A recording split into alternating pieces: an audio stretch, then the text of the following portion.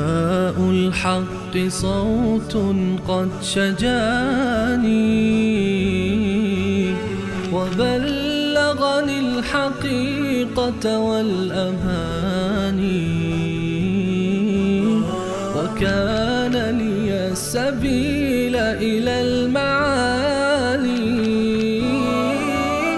ونورا للهداية والبيان.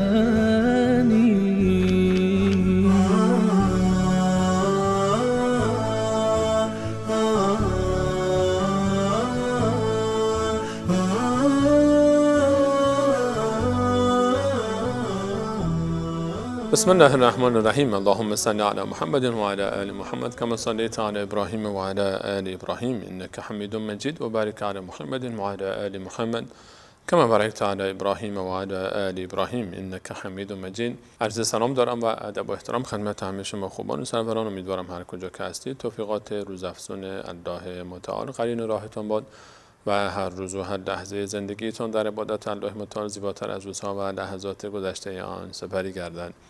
با شما هستیم با سوره دیگر از کلام الله مجید و ترجمه معانی آیات آن، سوره مبارکه الفیل. سوره مبارکه فیل از جمله سوره هایی است که در مکه مکرمه نازل شده و اشاره داره به داستان اصحاب فیل که در زمان رسول الله صلی الله علیه و سلم در زمانه ایشان اتفاق افتاد. در همون سالی که ایشان متولد می شدن قبل از تولد رسول الله علیه السلام همچین اتفاقی افتاد، اتفاقی عظیم که به اسم حادثه اصحاب فیل معروف شده است. حکایت از این قرار بود که در منطقه یمن، در سرزمین یمن، پادشاهی به نام ابرهه که زیر نظر امپراتوری اون وقت حبشه بود، حبشه یا مسیحی بودن و یمن زیر نظر اونها اداره می شد و البته اینها همه باز وصل می شدن به امپراتوری روم که مسیحی بودن و از اونجا حمایت می شدن.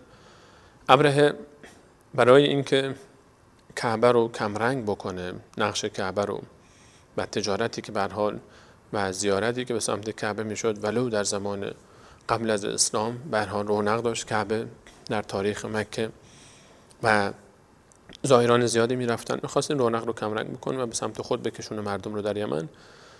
یک عبادتگاهی درست کرد، کعبه بخور برای خودش درست کرد اسم قلیس و مردم رو فراخواند به حج اون و عبادت اون و این بر مردم سرزمین حجاز گران آمد و یکی از اونها بلند شد رفت و اونجا در داخل این عبادتگاهی که ابرهه ساخته بود، ابرهه مسیحی، قضای حاجت کرد و اونجا کثیف کرد، اونجا رو و یک نوعی اهانت به حساب می اومد و اون عصبانی شد و خشم گرفت و گفت که من خراب میکنم کعبه اینها رو و لشکری برداشت چند هزار نفر رو با چندین فیل بزرگ و حرکت کردن به سمت کعبه و بیت الله الحرام که خرابش کنن.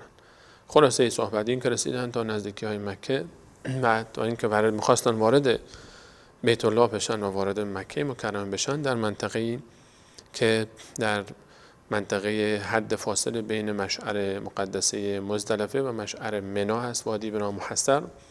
در اون منطقه الله متعال پرندگانی فرستاد به مانند هیکل پرستو که 3 سنگ داشتن، یکی در منقار و سنگریزه های گل های خوش شده‌ای به مانند آجرهای کوچکی به اندازه نخود از جنس آجر، یکی به منقار داشتن و 2 در چنگال ها و آمدن این لشکر رو مورد هجوم قرار دادن و این لشکر همینطور ابتدای هلاکتشون شروع شد و این وقتی به هر کدوم از اینها میخورد منفجر میشدن و تیکه تیکه میشدن و اینها همینجوری کم کم فرار شروع کردن و لشکر همینطور در مسیری که اینها برمیگشتن تا یمن کم کم کم کم کم کم هر کدوم از اینها افتادن و مردن، چون وقتی که می آمدن مردم اون کبکبه و دبدبه و شوکت اینها رو دیده بودن، الله متعال تقدیرشون بر این بود که وقتی برمیگردن هلاکت و ذلت اینها رو همون مردم در طول مسیر ببینن و ابرهه حتی تا یمن هم رسید، اما اونجا دیگه فقط یک پیکر بیجانی از اون مان در جلوی قومش افتاد و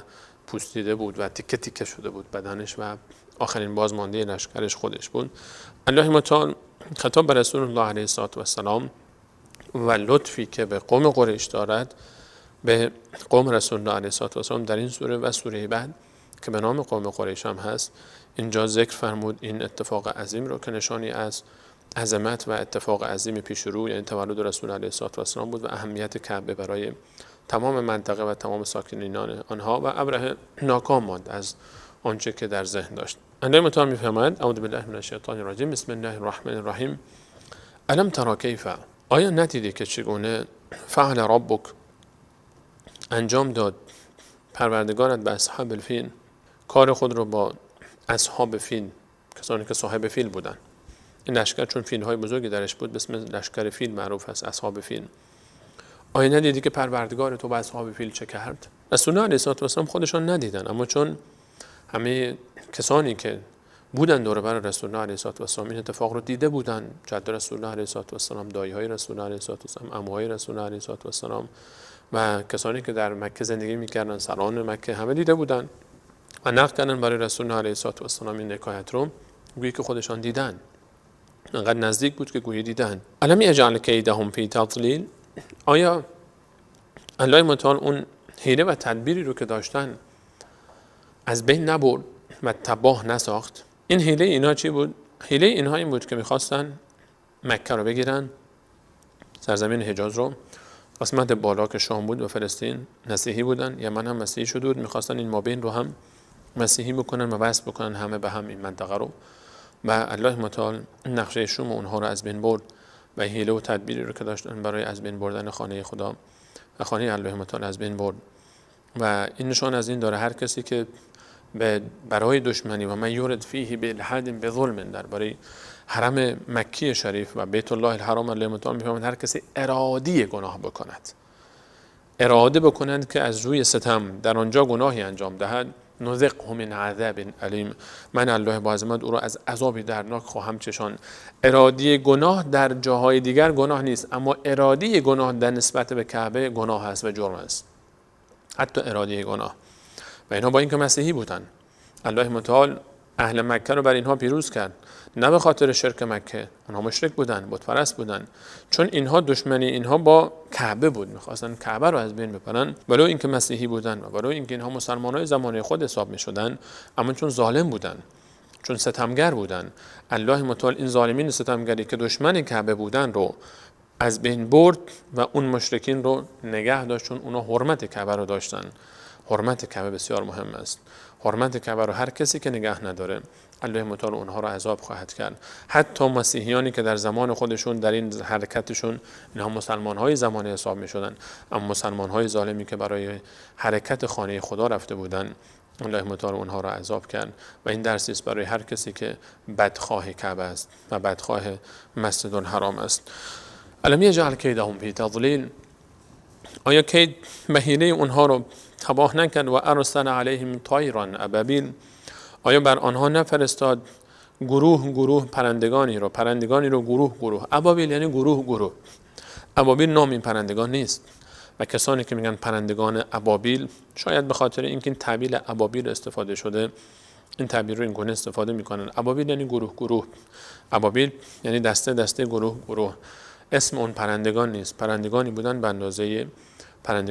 اندازه پرستو که آمدن و در منقار و در چنگال خودشون سنگل هایی داشتن، یعنی تیکای کوچکی به اندازه نخود از شکل آجر، گلی که خشک شده و حرارت دیده باشد. ترمیهم بحجارة من سجیل، این پرندگان گروه گروه آمدن و این لشکر عظیم رو که برخی گفتن 60,000 نفر بودن مورد هجوم قرار دادن و اونها رو میزدن با سنگریزه هایی از سجیل. سجیل به گل خشک شده میگن که سخت شده باشه. آجر همینه دیگه، آجر گل خشک شده است، داخل کوره میذارن سخت میشه. نخودهایی از جنس آجر، آجرهای به اندازه نخود، یعنی نخودهایی که جنسشون از آجر باشه بین اندازه، با اینها هدف قرار میدادن. اینها موشک هایی بود که این پرندگان و هواپیماهای الله متعال آمده بودن و هر کدوم از اینها مشخص شده بود که به کی باید بخوره و هر کدوم از این پرندگان میدانستن که کدوم یکی از این لشکر رو مورد هدف قرار بدن. فجعلهم کعصف مأکول، الله متعال میفرماید الله متعال اینها رو قرار داد به مانند، فجعلهم کعصف مأکول، اینها رو الله متعال به مانند لقمه جویده شده‌ای که حیوان اون رو بیرون می اندازه از مخرج خودش، این گونه کرد.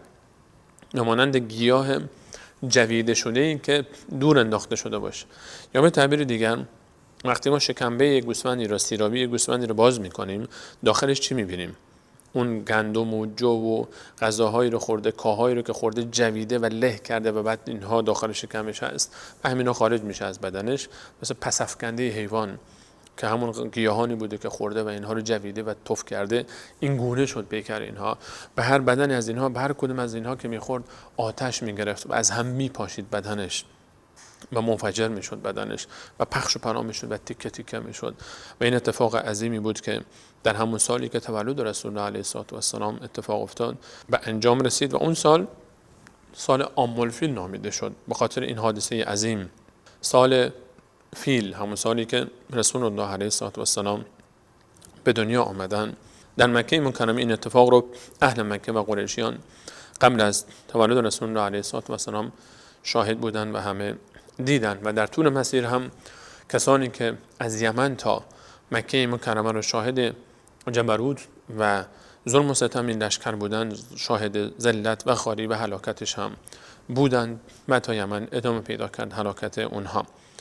در ادامه الله متعال بعد از اینکه سوره مبارکه فیل برای ما از نعمت لطف الله متعال بر قریشیان و بر اهل مکه بیان می‌دارد و ذکر می‌فرماید که چگونه دشمن کعبه رو از بین برده و لشکری که آمده بود و نیاز این لشکر نزدیک بود که کل اهل مکه رو اسیر و کنیز و برده و غلام خودش بکنه. به نعمت دیگری الله متعال اشاره می‌فرماید که این نعمت هم باز برمیگرده به کعبه که شامل حال قریشیان شد. اون نعمت اول هم شامل حال قریشیان شد که لشکر نیامد و شکست خورد و اینها رو برده و غلام و اسیر خود نساخت. و باز الله متعال به نعمت دیگری از قریش اشاره می‌فرماید در سوره مبارکه قریش تا اونها رو یادآوری بکنه که شما این کعبه رو وقتی که قداست داره برای شما، چرا راه بانی کعبه رو پیش نمیبرید؟ کسی که کعبه رو تجدید بنا کرد و توحید او رو پیش نمیگیرید و حجی رو که او آورده بود به تحریف کشیدید. الله متعال در سوره مبارکه قریش به انعام و لطف و رحمت خود به سوره قریش، به قوم قریش اشاره می‌فرماید و می‌فرماید اعوذ بالله من الشیطان الرجیم بسم الله الرحمن الرحیم لإیلاف قریش، الفت دادن قریش. قریش قبیله رسول الله علیه السلام بود. لقب فهر ابن کنانه یکی از اجداد رسول الله علیه السلام هست و به این قوم قریش میگفتن و برخی گفتن قریش از قرش گرفته شده. قرش یعنی کوسه، اون ماهی خونخواری که در وحشتناک و خطرناکی که در دریاست و به کسی رحم نمیکنه و کسی حریفش نمیشه و همه از اون میترسن و این خاطر میگن قریش، چون همه از این قوم میترسیدن و از این قبیله میترسیدن. برخی گفتن لقب اون شخص بود چون شجاع بود و نترس، و برخی گفتن لقب قبیله است چون که این قبیله بود که کسی حریف اونها نمیشد و بسیار قدرتمند و شجاع بودن. لإیلاف قریش، الفت دادن قریش، ایلافهم رحلة الشتاء و الصیف. آیا تعجب نمی کنید از این الفت، اون الفتی که در دو سفر زمستانی و تابستانی به قریش داده شده بود؟ قریشیان دو سفر تجاری داشتن. مکه مکرمه اقتصاد اهل قریش بر اساس تجارت میگشت و میدونیم که مکه مکرمه جای خشکی است، بی آب و علف هست و کشاورزی رونق نداره و اینها یک تجارت داشتن به سمت یمن در زمستان چون هوا بهتر بود و یک تجارت در تابستان داشتن به سمت شام و سوریه و فلسطین امروزی که الله متعال به این دو سفر اشاره می‌فرماید. رحلة الشتاء و الصیف، دو سفر تابستانی و زمستانی که برای تجارت می‌رفتن به سمت جنوب و شمال. و الله متعال می‌فرماید که الفت داده بودم به این قریشیان به خاطر اینکه کعبه رو داشتن و به خاطر اینکه اینها قومی بودن که پردهدار کعبه بودن و خدمتکار کعبه بودن. در طول مسیر شمال به سمت شام و سوریه امروزی و سمت جنوب به سمت یمن، قبایل مسیر کاری به اینها نداشتن. دزدی نمیشد، کسی به اینها کاری نداشت، رهزنی به سراغ اینها نمی آمد و احترامشون داشتن، به اونها خیلی الفت داشتن، محبت داشتن، چون اینها رو ساکنان حرم می دانستن، اینها رو حرمت خاصی داشتن، مخصوصا بعد از جریان اصحاب فیل که بر عظمت اینها افزوده شد و اینها در چشم مردم خیلی با عظمت تر شدن و وقار اینها بیشتر رفت. گفتن ببین خداوند چطور از اینها حمایت کرد و اینها الفت داده شده بود به اینها. یعنی اینکه قریشیان محبوب بودن نزد همه این مسیری که میرفتن، دوربری ها و قبایل به اینها احترام داشتن و این احترام به خاطر کعبه بود. الله متعال میفرماید وقتی که انقدر به شما محبت دارن قریشیان، قوم پیامبر علیه السلام، وقتی که شما در این 2 سفر مخصوصا که برای شما انقدر حیاتی است، همه اینها مدیون این کعبه هستید، فلیعبدوا رب هذا البیت، پس تنها عبادت کنید پروردگار این بیت رو. چرا این همه بت داخل کعبه است؟ چرا غیر الله متعال رو فریاد می‌خوانید؟ شما که الله رو خالق، مالک، رازق و مدیر و مدبر عالم قبول دارید و آیات فراوان قرآن کریم اشاره بر این داره و میدانید که اینجا الله متعال پیامبری فرستاد به اسم ابراهیم که جد بزرگ شماست و به او هم احترام دارید، چرا غیر الله متعال رو هم به فریاد می‌خوانید؟ چرا میگی یا فلان مدد یا فلان مدد؟ چرا فکر می‌کنید لات و هبل و عزا که اولیای خدا بودن و مردن، به جای اون بیاد اونها مجسمه ساختید؟ الان اگر جوری مجسمه بیاد ذکر بکنید او رو و نظر و نیاز بکنید براش، روح اون حاضر میشه در این مجسمه و میره پیش الله تعالی شفاعت شما رو میکنه و میگید هؤلاء شفعاؤنا عند الله، اینا شفاعتگر ما نزد الله متعال هستند. همچنین واسطه تراشی هایی رو از کجا آوردید؟ این واسطه رو از کجا تراشیدید؟ چرا بین خود الله تعالی واسطه قرار دادید؟ چرا غیر الله متعال رو به فریاد میخوانید؟ خالصانه فقط الله رو بخوانید. فلیعبدوا رب هذا البیت، پروردگار این خانه رو عبادت بکنید، فقط پروردگار این خانه رو عبادت بکنید. الذی اطعمهم، پس عبادت بکنند ای قریشیان، عبادت بکنند. خطاب غیر مستقیم بود. وقتی که قریشیان این همه به اونها محبت داده شده و الفت داده شده در سفر جنوب، در سفر شمال، سفر زمستانی و تابستانی، پس عبادت کنند فقط پروردگار این خانه رو. الذی اطعمهم من جوع، اون پروردگاری که اونها رو از گرسنگی غذا داده است، نجات داده اونها رو، از گرسنگی در امانن، الله تعالی پناه داده به اونها. و امنهم من خوف، و امنیت آورده برای اونها، از ترس اونها رو در امان داشته است. اینها چون محبت داده شده به اونها، اون محبت سبب میشه تجارت میکنن، میرن میان و گرسنه نمیمانن. علاوه بر این تجارت امنیت هم دارن، هم غذا دارن، هم امنیت دارن، هم رزق و روزی دارن، هم امنیت دارن و این امنیت به برکت این کعبه است. و وقتی که به خاطر این کعبه است، پس فقط رب این کعبه رو عبادت کنید. چرا ناشکری میکنید؟ چرا شرک میکنید؟ چرا غیر الله متعال رو در این نعمتایی که به شما داده فرا میخوانید؟ این خطاب به همه است. وقتی الله متعال به کسی نعمت بده، 2 نعمت، امن و نعمت اقتصاد، امنیت و اقتصاد، وقتی در جامعه ای باشه، اون جامعه دیگه چی کم داره؟ فلیعبدوا رب هذا البیت، الله متعال میفرماید این خانه رو عبادت کنید. برای عبادت این خانه شما نیاز دارید به چی؟ نیاز دارید به امنیت، نیاز دارید به اقتصاد خوب، امنیت خوب. هم اقتصاد خوب است، هم امنیت خوب. پس چرا عبادت نمی‌کنید الله متعال؟ اشاره به این است این آیه که هر جایی که اقتصاد خوب هست و امنیت خوب، اونجا بهتر میشه عبادت کرد الله متعال. و یک کشور اسلامی و یک حاکم اسلامی باید تلاش بکنه تا اقتصاد و امنیت بیاره در جامعه خودش، تا مردم بهتر الله متعال عبادت بکنن. در جامعه‌ای که ناامنی هست، در جامعه‌ای که گرسنگی هست، اونجا نمیشه به راحتی عبادت کرد. اونجا نمیتونه انسان حتی مسجدی بره عبادت بکنه. اونجا از دست دزد، راهزن و از دست کسانی که به جان، مال و ناموس مردم دست دراز میکنن در امان نیست انسان. و امنیت نعمت بسیار بزرگی است که باید قدر آن رو دانست و از الله متعال خواست که امنیت بیاره، اقتصاد بیاره، انسان رو از ترس و از فقر نجات بده و باید تلاش کرد برای حفظ امنیت جامعه اسلامی. جایی که امنیت هست، جایی که اقتصاد و آرامی هست، نباید انسان امنیت اونجا رو به هم بزنه، نباید کاری بکنه که این امنیت از بین بره. بسیار نعمت بزرگی است امنیت نعمت بزرگی است. اولین قدم برای ترقی و رشد یک جامعه است امنیت. در اقتصاد وقتی که رشد میکنه، امنیت و اقتصاد وقتی باشه، انسان اینجا دینش رو هم بهتر میتونه زندگی بکنه، عبادت بکنن الله تعالی. فلیعبدوا رب هذا البیت، عبادت کنن پروردگار این خانه رو که برای اونها اقتصاد آورده و امنیت آورده. اقتصاد دارن، امنیت دارن، پس چرا عبادت نمیکنن؟ یعنی اینکه وقتی اقتصاد و امنیت است، بهتر میشه عبادت کرد. و انسان وقتی در خانه خودش وضع اقتصادیش بهتر باشه، در جامعه وقتی وضع اقتصادیش بهتر باشه، امنیت داشته باشه، بهتر میتونه زندگی بکنه، عبادت بکنه. و انسان باید به دنبال جایی باشه که در اونجا وضع اقتصادی بهتری داشته باشه، امنیت بیشتری داشته باشه تا بتونه الله تعالی رو بهتر عبادت بکنه. و این یکی از نعمت‌هایی است که الله متعال به بندگان خود میبخشد و این لطفی است، اینکه انسان محبت داشته باشه، الفت دیگران نسبت به انسان، محبت دیگران نسبت به انسان، این هم یکی از نعمت‌های الله متعال است که الله متعال این رو به هر کسی نمیده و الله متعال وقتی این نعمت رو ذکر می‌فرماید این به این معناست که این لطف الله تعالی است و از الله متعال باید بخوایم تا این نعمت‌ها رو، نعمت محبت دیگران نسبت به ما، نعمت امنیت و نعمت اقتصاد رو به ما بدهد و از ما نگیرد تا ما بتونیم بهتر عبادت بکنیم الله متعال رو.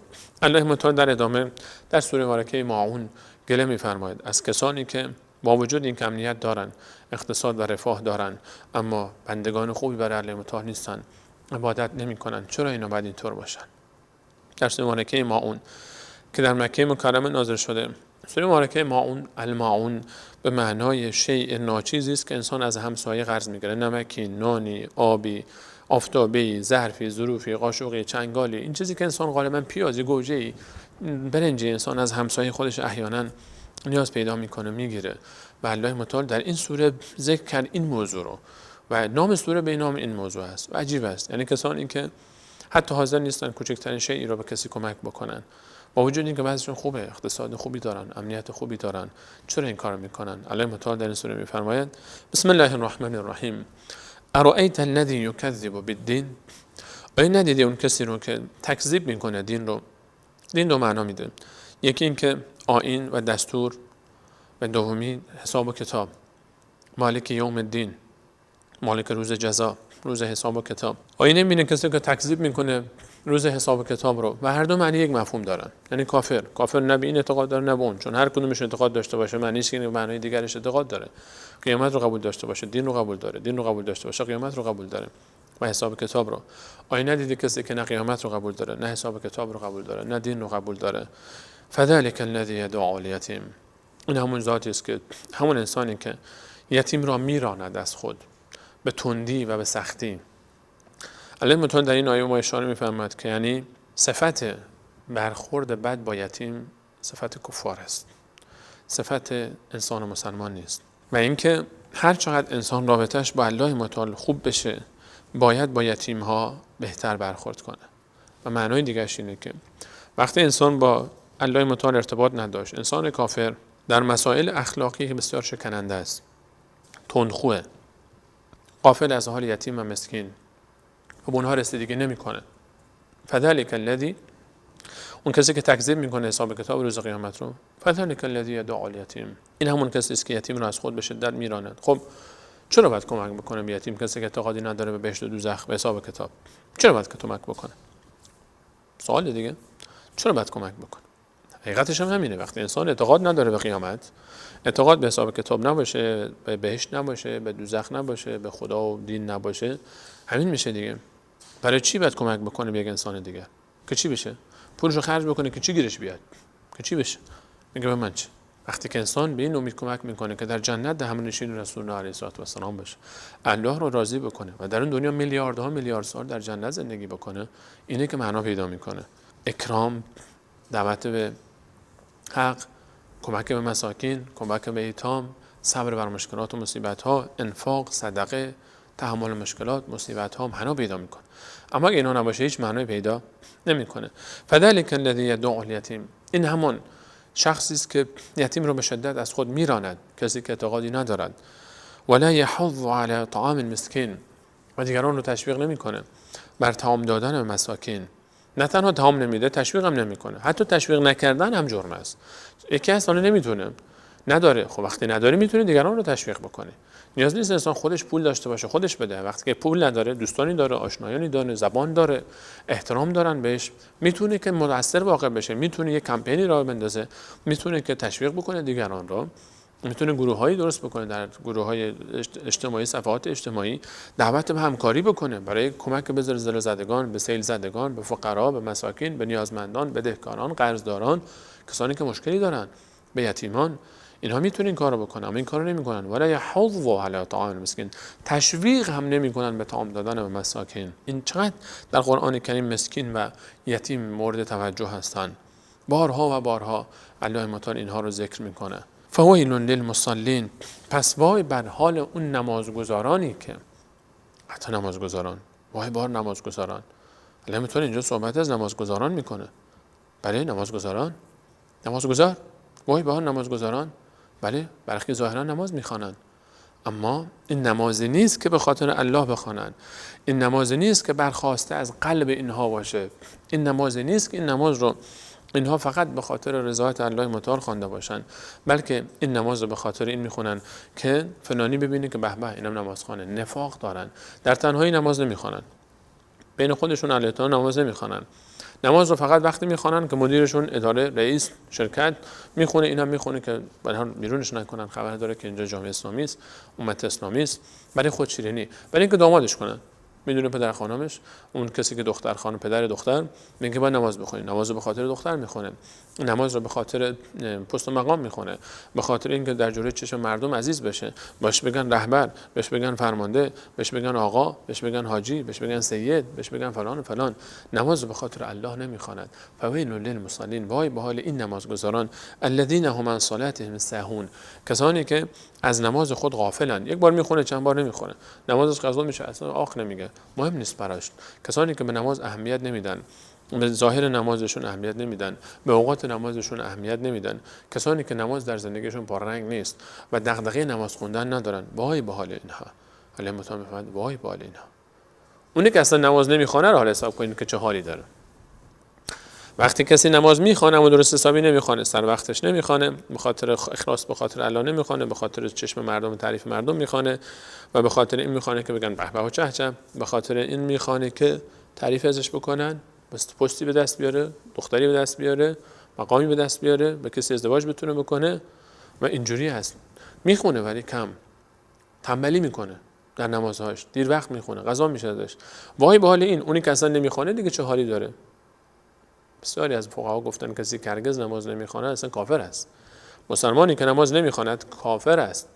درباره این بحث که زنش باید ادامه بده زندگیش یا نده، مرتد شده یا نشده. اونی که نماز رو کم میخونه وای به حال اون و درست نمیخونه و قضا میکنه، وای به حال اون کسی که اصلا نمیخواند. الذین هم یراؤون، کسانی که برای ریاکاری نماز میخوانند، برای دیده شدن نماز میخوانند، برای اینکه دیگران اونها رو ببینن و به پست و مقامی برسن، تعریف بشن، تمجید بشن. وای به حال این کسانی که نماز رو به خاطر چشم بندگان خدا میخوانن، نه به خاطر الله متعال. نماز رو فقط به خاطر الله بخوان، چه بندگان باشن چه نباشن، چه انسان تنها باشه چه در جمع باشه، چه سالم باشه چه مریض باشه، چه در سفر باشه چه در حضر باشه، هر جا باشه باید نمازش رو بخونه. کار داشته باشه یا بیکار باشه، مشغول باشه یا نباشه، نماز رو باید خوان. اینایی که به خاطر ریا این کارو میکنن، و یمنعون الماعون، آخرین کلمه این سوره اسم سوره است. و کسانی که حتی یک وسیله کوچک ناچیزی رو که همسایه از اونها طلب میکنه به اونها نمیدن. این تهدید خطرناک است، مخصوصا برای خانواده. خواهران عزیزم گوش کنید، اگر کسی همسایه شما از شما چیزی خواست حتما بهش بدید، تا در این آیه داخل نشید. و یمنعون الماعون، و کسانی که الله متعال میفهمد وای به حال کسانی که همسایه چیزی از اونها طلب میکنه دارن نمیدن، از روی بخل، خسیسی. ولش کن، هر روز میاد نون میگیره، هر روز میاد تخم مرغ میگیره، هر روز میاد، تو بده بهش، چه اشکالی داره؟ به خاطر رضایت الله متعال، الله تعالی بهترشو بهت میده، الله تعالی بیشترشو بهت میده، تو بده. هر چی که میگیره، یک وسیله نیاز داره، شیء نیاز داره، خوراکی هست، وسیله منزلی هست، فرشی نیاز داره، هر چیزی که نیاز داره، همین چیزایی که همسایه از هم دیگه میگیرن، ازشون بگیر، حساب کتاب نکن، بسپار به الله تعالی، به خاطر الله تعالی بهش بده، بده بهشون، من نکن. مادر من، خواهر من، وقتی کسی اومد دم در خانه تو رو زد، به بچت، به دخترت نگو بهش نده، نگو نداریم.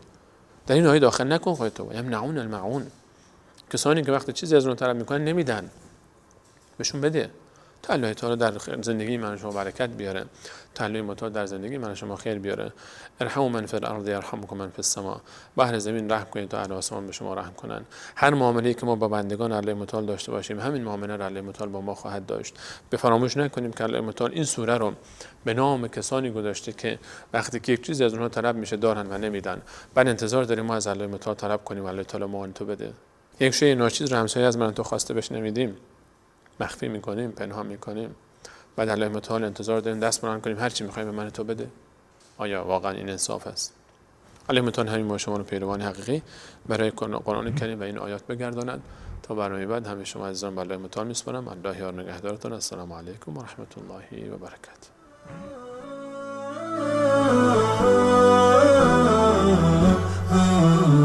نداء الحق صوت قد شجاني وبلغني الحقيقة والأماني وكان لي السبيل إلى المعالي.